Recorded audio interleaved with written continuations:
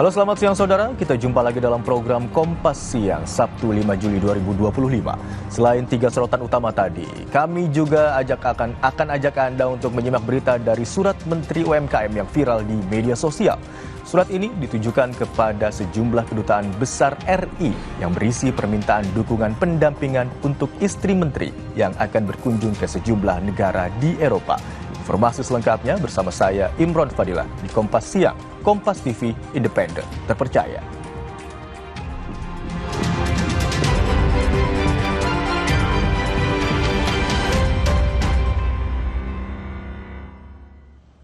Kami awali Kompas Siang dengan informasi tim SAR gabungan melakukan perluasan area pencarian korban KMP Tunu Pratama Jaya yang tenggelam di Selat Bali.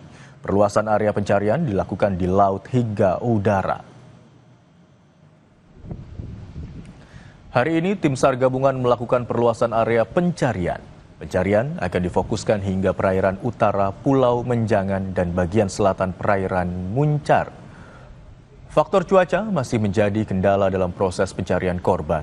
29 orang belum ditemukan dalam tragedi ini.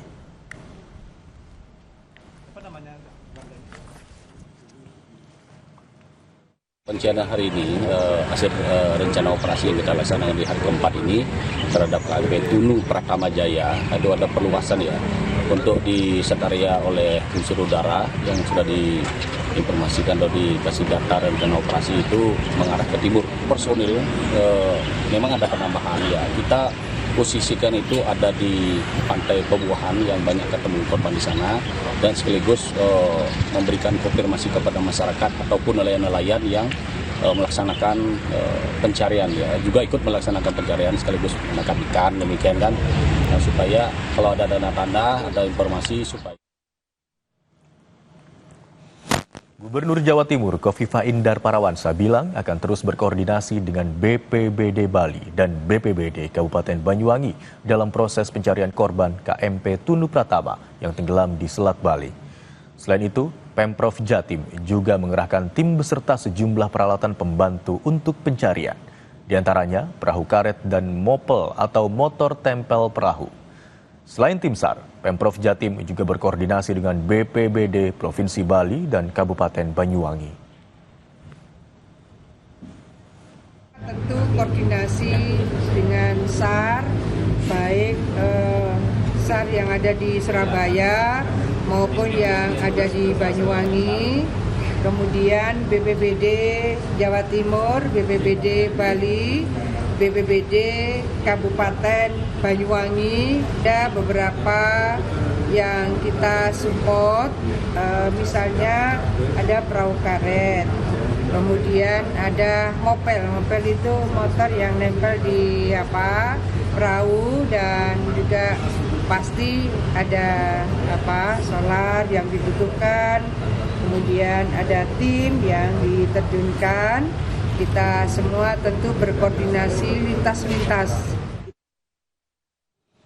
Informasi terkini pencarian 29 korban KMP Tanu Pratama Jaya. Kita segera bergabung dengan jurnalis Kompas TV Nyoman Deni dan juru kamera Cilmi Ardianto Fani di Banyuwangi, Jawa Timur. Selamat siang Nyoman, bagaimana proses dan rencana pencarian korban untuk hari ini?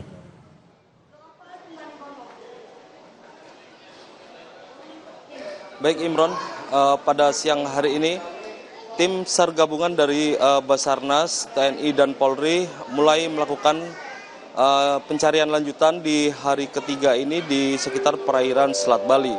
Dan pada pencarian di hari ketiga ini tim Basarnas mengerahkan segala upaya untuk melakukan pencarian yang dikhususkan pada di atas permukaan dengan mengerahkan sejumlah kapal hingga helikopter yang digunakan untuk melakukan penyisiran dari udara.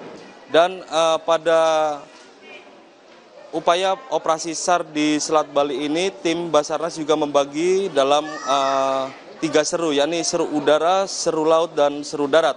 Dan di darat, tim dari TNI Angkatan Darat bersama polisi melakukan penyisiran di sepanjang pantai di kawasan selatan di bagian Selat Bali, yakni khususnya di garis pantai di sekitaran pantai Pembuahan dan juga pantai Ceki yang pada awal kejadian banyak ditemukan korban di tempat tersebut.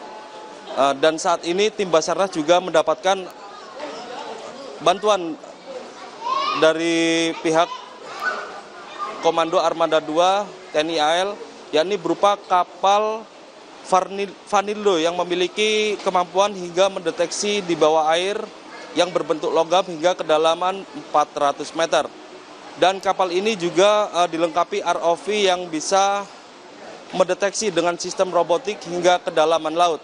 Selain itu, tim dari Angkatan Laut Koarmada 2 juga memberangkatkan tim penyelam dari Dislambar Air hingga tim penyelam dari Kopaska yang berjumlah sekitar 15 orang.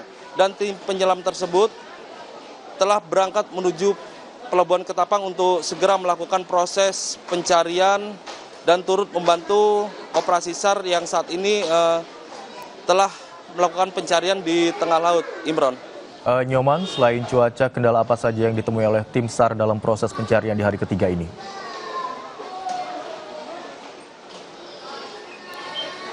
Baik, benar sekali, pada evaluasi pencarian di hari kedua, tim dari SAR gabungan yang berada di tengah laut menyatakan bahwa cuaca di sekitaran Selat Bali cukup tidak bersahabat. Dan di sekitar perairan Selat Bali ini jika sore hari angin berhembus cukup kencang serta gelombang yang cukup tinggi. Dan itu merupakan tantangan tersendiri bagi tim SAR yang melakukan upaya pencarian terhadap 29 penumpang dari kapal Tunu Pratama Jaya yang hingga saat ini masih belum ditemukan. Namun meski mendapatkan tantangan yang cukup besar tersebut, pihak tim SAR terus berupaya dengan segala peralatan canggih yang dikerahkan hingga drone bawah laut untuk melakukan deteksi tersebut. Seperti itu, Imran. Nyoman, bagaimana dengan fokus titik pencarian hari ini? Apakah ada perluasan dari fokus titik pencarian untuk hari ketiga ini?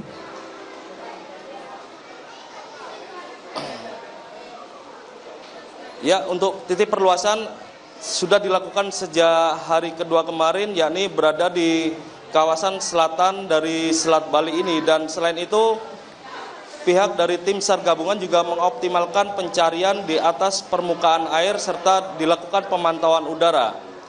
Dan tim seru darat juga melakukan penyisiran di sepanjang pantai di kawasan Jemberana, khususnya di tepatnya atau di Pantai Pembuahan dan Pantai Cekik, karena kawasan tersebut merupakan pantai yang pada saat kejadian banyak ditemukan korban selamat maupun meninggal dunia.